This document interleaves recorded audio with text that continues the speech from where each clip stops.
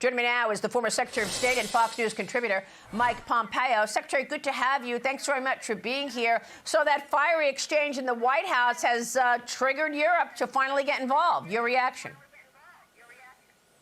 Maria, it's great to be with you. Look, good for them. A little better late than never. They should have been at this for years. They should have done this alongside President Biden. I hope that their plan demonstrates the resolve that's necessary to get the deterrence, Maria, because after all, that's what was lost in the Biden administration, right? They didn't deter Vladimir Putin from attacking Europe, and that's what the Europeans need to figure out how to get back. They need to do it with President Zelenskyy and the Ukrainians. And then I'm confident that the United States will be there to support that effort because it matters to the United States to stop the war, stop the killing, and make sure that Vladimir Putin's aggression didn't result in a good outcome for him because the entire world is watching whether aggression will be rewarded in modern times. Secretary, there's a report out of Europe that says this Norway fuel giant, a large company in Norway, is refusing to fill U.S. submarines after the Trump-Zelenskyy clash.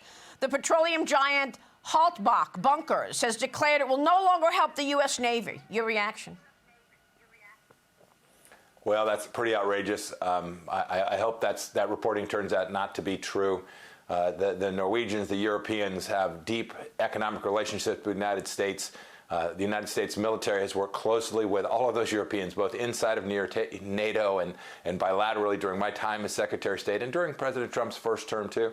Hope that reporting's not true. The Navy will need European support as it moves around the world. And when it moves around the world, it's doing an awful lot to secure the lives of the Europeans as well. Well, you have worked on Europe. You've worked on, obviously, the Middle East with the Abraham Accords. I want to get your take on the road ahead. Stay with us. I'm with Mike Pompeo, and we'll be right back on Sunday Morning Futures.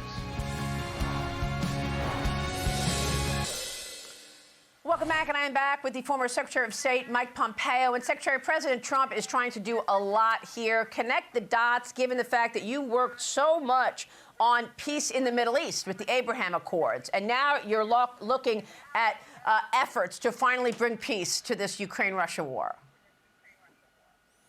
President Trump was handed a difficult hand by President Biden, right? We lost deterrence in the Middle East. The Chinese became more aggressive. We had wide open borders and then this conflict in Europe. And Maria, these things are all connected, demonstrating American resolve and power, a powerful American economy, and delivering outcomes, as he's already done in the Middle East, which generate more peace and more security for our allies and more risk for our adversaries. That model, the model that President Trump deterred all of these adversaries for 4 years in his first term, that's the model I'm confident he's headed back to. And that will redound to the benefit of the American people enormously, not only from a security perspective, but economically as well. Yeah, and we're looking at everything through a national security lens every day at this point. Secretary, it's great to have you. I hope you'll come back soon for a lot more. Thank you for being here.